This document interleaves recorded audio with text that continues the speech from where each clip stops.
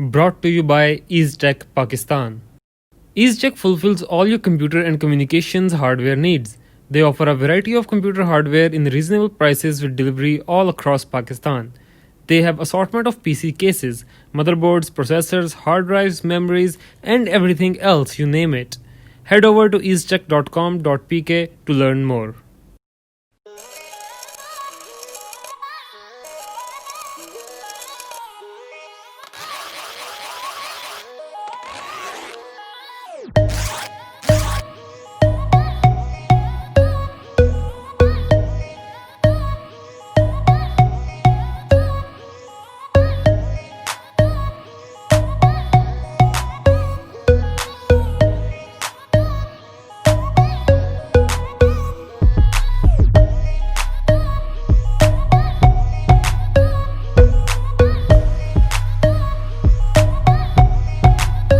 अस्सलाम वालेकुम everyone, welcome back to Z-Force gaming once again.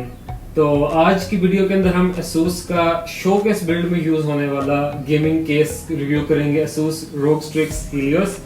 और ये केस हमें EaseTech पाकिस्तान ने भेजा है for review for YouTube videos. और इस केस के साथ साथ उन्होंने बहुत सारे अदर गुडीज भी भेजे हैं। ये शर्ट भी मैंने उन्हीं की तरफ से पहनी है, ये कैप भी EaseTech ने भेजी है, और भी बहुत सारे गुडीज हैं जो EaseTech ने भेजे हैं। तो huge shout out to EaseTech and huge shout out to Asus for making this video possible. Thank you. तो सबसे पहले हम बात करते हैं इस केस के बारे में। ये केस मिड टावर रेंज के अंदर Asus इसको एडवर्टाइज करता है, लेकिन मेरे ख्याल से ये केस एक अल्ट्रा टावर केस है। ये बहुत स्पेशियस है और शो केस बिल्ड्स में यूज होता है। इसके अंदर ऑलमोस्ट आप मल्टी जीपीयू सपोर्ट है और ह्यूज रेडिएटर सपोर्ट है। मल्टीपल आप इसके अंदर अपनी एसएसडीज और हार्ड ड्राइव्स माउंट कर सकते हैं। तो ये एक अच्छा खासा स्पेशियस केस है और ये अप्रोक्सीमेटली इसकी प्राइस 40 to 42,000 43,000 है पाकिस्तान के अंदर। तो सबसे पहले इसको स्टार्ट करते हैं कि इसके फ्रंट के बारे में। इसका material basically mostly tempered glass है और इसके अंदर एल्यूमिनियम यूज हुआ है। इसके पिलर्स हैं फ्रंट पे, इसकी फुल बॉडी जो है वो ब्रश्ड एल्यूमिनियम है और ये काफी स्ट्रॉन्ग है। फ्रंट पे हमारे पास ये टेम्पर्ड ग्लास हमें मिल जाता है और इसके ऊपर Asus का ये लोगो है और ये थोड़ा सा इलस्ट्रेटेड इसका फ्रंट ग्लास है। ये RGB है जो मदरबोर्ड के साथ डायरेक्ट कनेक्ट हो जाता है, Asus Aura Sync के साथ और MSI मिस्टिक लाइटिंग और ऑलमोस्ट जितने भी मदरबोर्ड्स हैं उन सब के साथ इसकी RGB लाइटिंग जो है वो कंपैटिबल है। उसके बाद इसकी अगर हम टॉप की बात करते हैं तो टॉप के ऊपर सबसे पहले हमारे पास ये इसके होल्डिंग के लिए स्ट्रैप्स हैं। हमारे पास क्लॉथ स्ट्रैप्स हैं। ये क्योंकि इस केस का ग्रॉस वेट अप्रोक्सीमेटली 18 किलोग्राम्स है, जो कि अगर आप इसके अंदर अपनी हार्ड ड्राइव्स अपने कंप्यूटर कंपोनेंट्स माउंट कर लेंगे तो अप्रोक्सीमेटली इसका वेट 22-24 किलोग्राम्स के करीब पहुंच जाएगा, जो कि नीचे से उठाना ऑलमोस्ट पॉसिबल नहीं है क्योंकि नीचे इसके रेडिएटर्स हैं। हमें रेडिएटर की नीचे सपोर्ट मिल जाती है, एक फ्रंट से निकल आता है और एक टॉप से ये फ्रंट के जो टॉप से माउंट हो जाता है। एक फ्रंट पे रेडिएटर है और एक नीचे वाली साइड पे रेडिएटर है, तो वहां से उठाने फिजिबल नहीं है, इसलिए तो तकरीबन 24 किलोग्राम का केस है। तो वो Asus ने हमें ऊपर से उठाने के लिए एक सपोर्ट दी जो कि मेरे नज़दीक एक बहुत ही अच्छी ऑप्शन है। लेकिन ये क्योंकि कपड़ा है और जैसे हमारे पाकिस्तानी एनवायरनमेंट्स होते हैं कि बहुत डस्टी होते हैं, तो जैसे अभी मेरे पास ये कपड़ा ये थोड़ी देर पहले आया केस, तकरीबन कुछ घंटे ही हुए हैं, तो अभी से इसके ऊपर मैं देख रहा हूँ डस्ट एक्यूमुलेट होना शुरू हो गई है। तो अगर मैंने इसको कहीं पे कैरी करना होगा तो मैं एडवाइस करूंगा कि ये ऊपर स्ट्रैप्स हों। अच्छा, उसके बाद हम बात करते हैं टॉप की। टॉप के ऊपर हमारे पास इधर भी एक हमारे पास डस्ट फिल्टर है जो कि इधर से इजीली एक्सेसिबल है, इजीली रिमूव हो जाता है।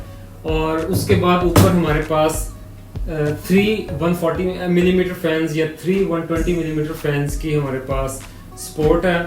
इसके अलावा हम इसके ऊपर 120 मिलीमीटर 240 मिलीमीटर और 360 मिलीमीटर का रेडिएटर भी टॉप पे माउंट कर सकते हैं। टॉप माउंटिंग के लिए हमारे पास इसके ऊपर एक ऑलरेडी बना हुआ फ्रेम है जो आप इसको आराम से बाहर निकाल के इसके ऊपर आसानी से माउंटिंग कर सकते हैं और ये सबसे आसान है। लेकिन इसके ऊपर केस फैंस ऊपर वाली साइड पे आप माउंट नहीं कर सकते, नीचे वाली साइड पे माउंट होंगे। नीचे वाली ही साइड के ऊपर ये सपोर्ट करता है। अगर आपने ऊपर से इनटेक करनी है या एग्जॉस्ट करना है तो उसके लिए आपको केस फैंस या रेडिएटर फैंस नीचे की तरफ माउंट करने होंगे। ऊपर सिर्फ डस्ट फिल्टर है और वो ऊपर से एक्सेस हो जाता है। उसके अलावा हमारे पास यहाँ पे फ्रंट पे जो आईओ है या इनपुट आउटपुट पैनल है, उसके ऊपर हमारे पास 4 USB 3.1 USB type A ports हैं, और उसके अलावा एक USB टाइप C पोर्ट है, USB 3.1 जनरेशन 2 टाइप जो टाइप C है। उसके बाद हमारे पास इसके ऊपर यहाँ पे हेडफोन जैक और माइक्रोफोन जैक है, और उसके अलावा हमारे पास रीसेट बटन है, पावर बटन है, और उसके अलावा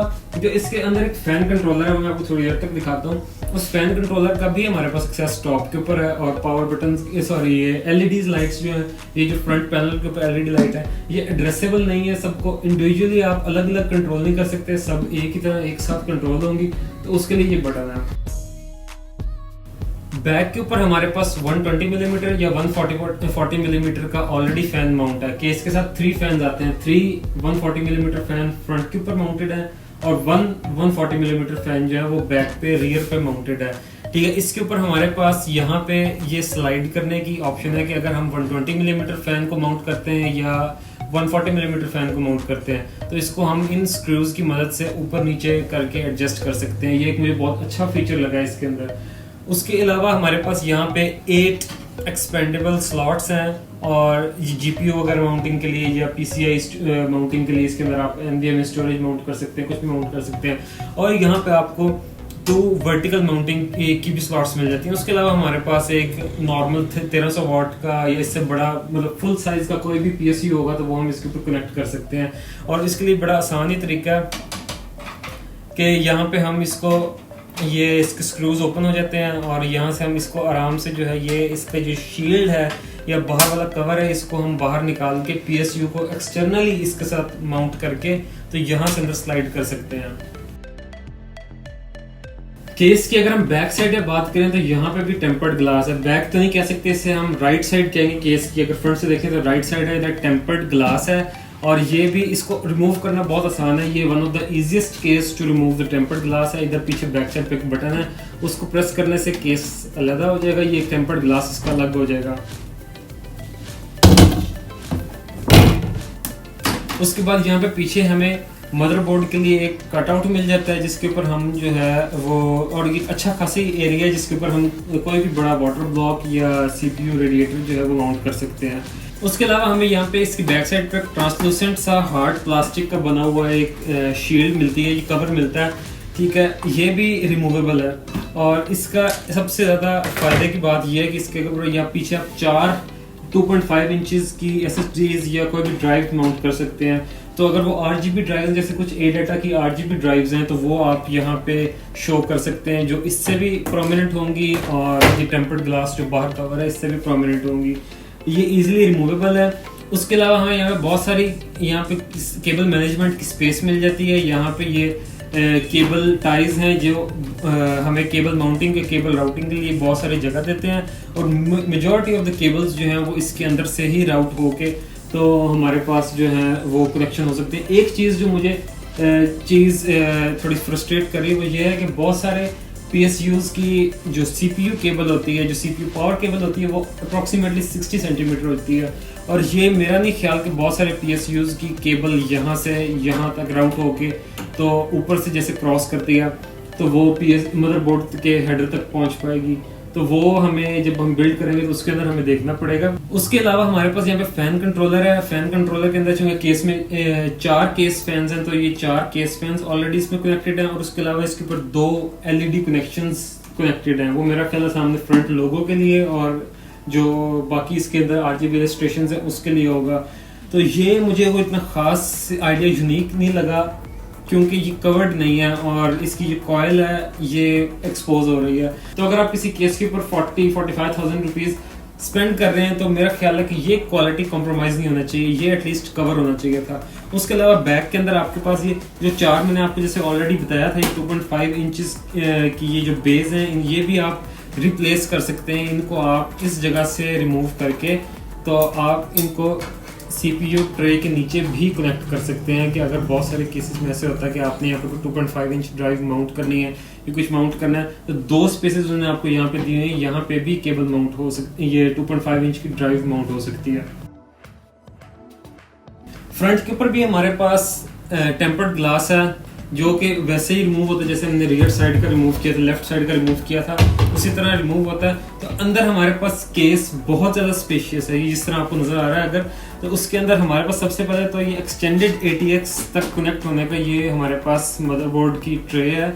यहाँ पे एक्सटेंडेड ATX के फुल साइज़ के जो मदरबोर्ड्स होते हैं वो कनेक्ट हो जाएंगे। उसके बाद ये हमारे पास ये चीज़ बहुत यूनिक है, ये डिज़ाइन जो है मेरा पर्सनल फेवरेट है कि बहुत सारे केसेस में ऐसा होता है कि आपकी बहुत सारी केबल्स जो होती हैं वो आपकी इधर मदरबोर्ड से नज़र आ रही होती हैं, जिसमें 24 पिन CPU केबल होती है, अनलेस कि वो स्लीव्ड नहीं है और आप दिखाना चाह रहे हैं उसको। तो ये जो शील्ड है ये इस तरह की बहुत सारी केबल्स को, SATA केबल्स को जो हार्ड ड्राइव की होती हैं उन सब को कवर करती है इसके पीछे। और इसके ऊपर 4 माउंटिंग स्क्रूज की जगह है जिसके ऊपर आप 2.5 इंचेस की कोई भी एक SSD या कोई ड्राइव माउंट कर सकते हैं। और सिंक टर्मिनल होता है वो LEDs के लिए, वो भी आप इसके ऊपर माउंट कर सकते हैं। ये 2 GPU सैग कवर करने के लिए जो है हमारे पास एक ये प्लेटफॉर्म से हैं, ये हमारे पास ये अगर GPU सैग, बहुत सारे केसेस में GPU सैग देखने को मिलता है, तो वो ये इसके ज़रिए हम GPU का सैग जो है वो कवर कर सकते हैं। उसके बाद हमारे पास यहाँ पे रेडिएटर माउंटिंग की जगह, रिजर्वायर माउंटिंग की जगह हम यहाँ पे जो अगर कस्टम वाटर कूलिंग करते हैं तो हम यहाँ पे अपना रिजर्वायर माउंट कर सकते हैं। फ्रंट पे हमें 140 मिलीमीटर के 3 फैंस जो हैं वो ऑलरेडी केस के अंदर इंस्टॉल्ड मिलते हैं और ये भी स्टील का फ्रेम के अंदर ये कनेक्ट होते हैं। तो ये आप इस फ्रेम को बाहर निकाल के तीनों फैंस को साथ कनेक्ट करके तो दोबारा इसके अंदर लगा सकते हैं। ईज ऑफ इंस्टॉलेशन यहाँ पे हमें मिलती है। उसके अलावा PS2 shroud my personal favourite, लेकिन इसके अंदर मुझे कुछ जितनी इसके अंदर खूबियाँ हैं उसके साथ साथ मुझे इसके अंदर कुछ जो है वो प्रॉब्लम्स भी देखने को मिल रहे हैं। सबसे पहले तो ये है कि ये रिमूवेबल है, इंतहाई आसान है रिमूव करना इसको। इसके पीछे 4 स्क्रूज हैं, वो स्क्रूज आप रिमूव करें तो ये आपके PS2 श्राउड दोनों तरफ से बाहर आ जाएंगे।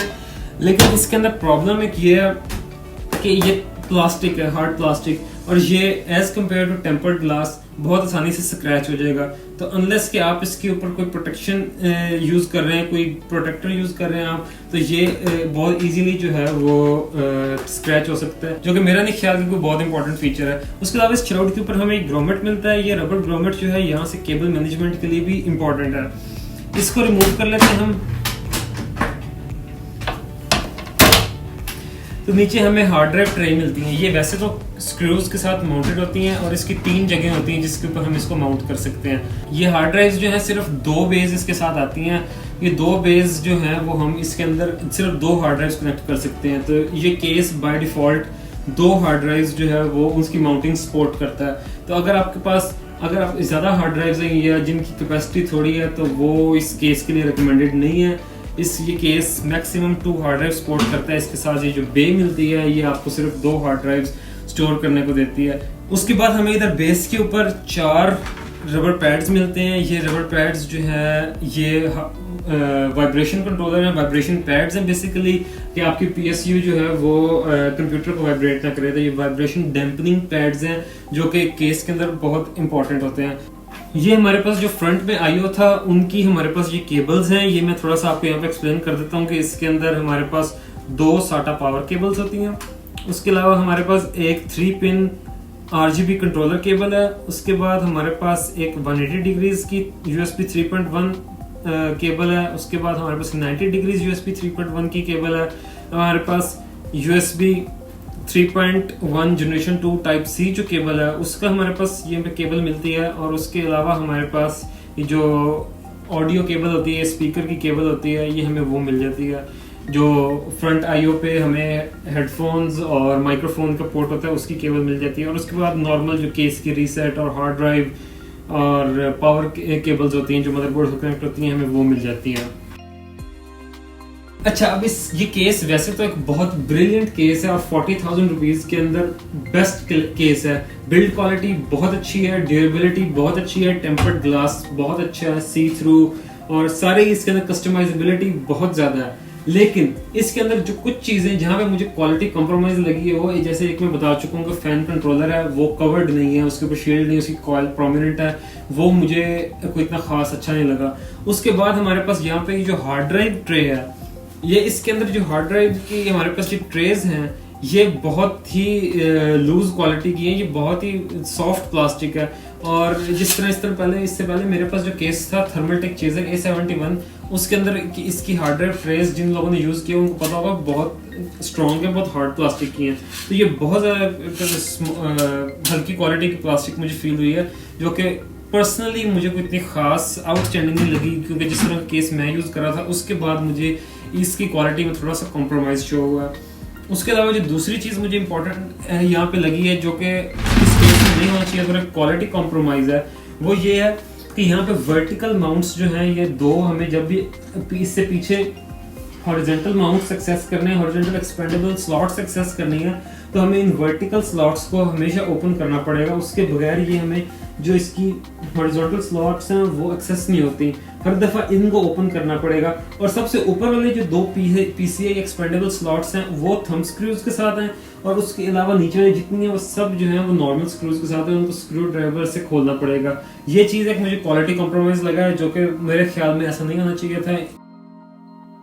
So that pretty much concludes all the overview of this case, and once again huge shout outs to EaseTech for making this video possible, and please guys stay tuned to ZForce Gaming for more videos। मैं इस case के ऊपर अपने जो current PC है उससे इस case के अंदर अपना हार्डवेयर शिफ्ट करके एक इसकी बिल्ड वीडियो भी करूंगा इसी चैनल के ऊपर इंशाल्लाह कमिंग डेज के अंदर। So please subscribe to ZForce Gaming for more videos like this, keep supporting, and see you guys in the next video। Take care, Allah Hafiz।